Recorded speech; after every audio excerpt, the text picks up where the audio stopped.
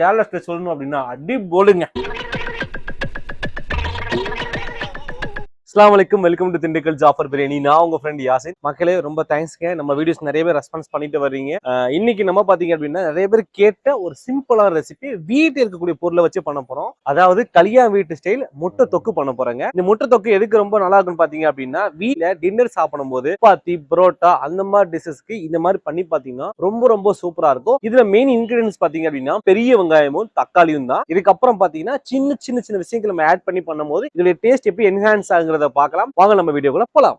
இப்ப பாத்தீங்க அப்படின்னா ஃபர்ஸ்ட் நம்ம முட்டையை வேக வச்சு எடுத்துக்கணுங்க. இதுக்கு முட்டைய தண்ணி ஊத்திட்டு தான் முட்டை போடணும். நீங்க முட்டை வச்சுட்டு தண்ணி ஊத்துறீங்கன்னா சில சமயம் என்ன ஆகும் அப்படின்னா முட்டை ஒன்னோட ஒன்னா உரசி உடஞ்சிரும். சோ அதனால ஃபர்ஸ்ட் தண்ணி ஊத்திக்கணும். ஊத்துனதுக்கு அப்புறம் முட்டை போடலாம். ஒரு 3 முட்டை போட்டிருக்கோம், 3 பேர் சாப்பிடுற அளவுக்கு. இப்ப நம்ம வந்து வெங்காயத்தூள் போட்டுக்கலாம். பெரிய வெங்காயத்தூள் போற முடிவு என்ன ஆகும் அப்படின்னா பெரிய வெங்காயத்துக்குரிய அந்த சாறு இறங்கி முட்டையும் தோல் ஒன்னோடு ஒன்னு ஒட்டாம வர அளவுக்கு வாய்ப்பு நமக்கு உருவாக்கி கொடுக்குங்க. இப்ப நம்ம கொஞ்சமா தேவையான அளவுக்கு உப்பு போட்டுக்கலாம். இங்க இருந்து முட்டை 10 நிமிஷம் வேகட்டுங்க. மக்களே இங்க பாருங்க, நல்லா கிராக் விழுந்துருச்சு. இந்த மாதிரி கிராக் விழுந்துச்சு என்ன அர்த்தம் அப்படின்னா முட்டை நல்லா வெந்துச்சுன்னு அர்த்தம். இந்த கிராக் விழுந்ததுமே முட்டையை தனியா எடுத்து வச்சிடலாம். சட்டி வச்சாச்சு. சட்டியில 1.5 ஸ்பூன் அளவுக்கான கடலை நம்ம யூஸ் பண்ணியிருக்கோம். ஒரு 4-5 கருவேப்பிலை இலைய போட்டுடலாம். ஒரு 2 பெரிய வெங்காயம் அளவுக்கு போட்டுக்கலாம். இதோட ஒரு 4 பூண்டு நல்லா இடிச்சு போட்டுக்கலாம். வெங்காயம் பார்த்தீங்கன்னா நல்ல கலர் மாறிடுச்சுங்க. 2 தக்காளி எடுத்து நைஸா அறுத்து வச்சிருக்கேன். இப்ப தக்காளி போட்டுறோம். நம்ம 1 ஸ்பூன் அளவுக்கு மிளகாத்தூள் போட்டுக்கலாம்.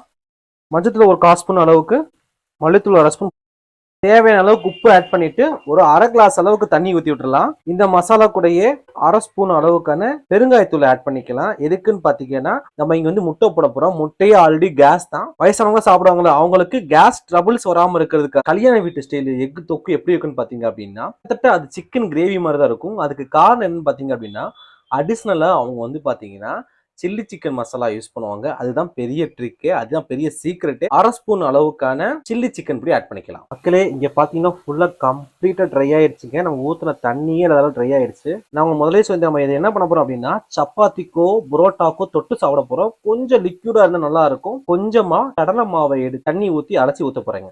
1 ஸ்பூன் அளவுக்கு கடலை மாவை போட்டிருக்கேங்க. அதுல ஒரு 1/2 கிளாஸ் அளவுக்கு தண்ணி ஊத்திருக்கேன். இப்போ இதை நம்ம ஊத்திடலாம்.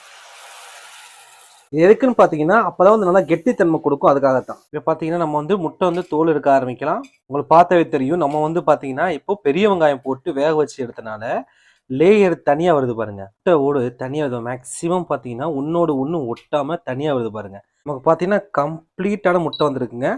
இப்போ என்ன பண்ணலாம், இதே மாதிரி 2 முட்டையும் எடுத்து வச்சிடலாம். நல்லா கொதிச்சுக்கிட்டு இருக்கு. ஆல்மோஸ்ட் வெங்காயம் ஃபுல்லா வதங்கிருச்சுங்க.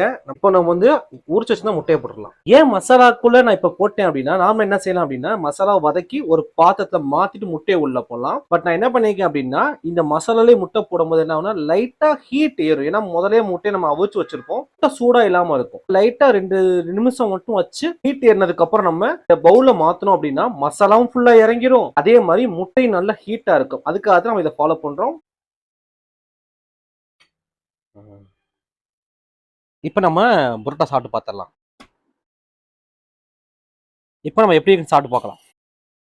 சூப்பரா இருக்குங்க. இதே மாதிரி ரெசிபியை வீட்டில் ட்ரை பண்ணி பார்த்துட்டு எப்படி இருக்குன்னு சொல்லுங்க. நெக்ஸ்ட் வீடியோ பார்க்கலாம். பாய்.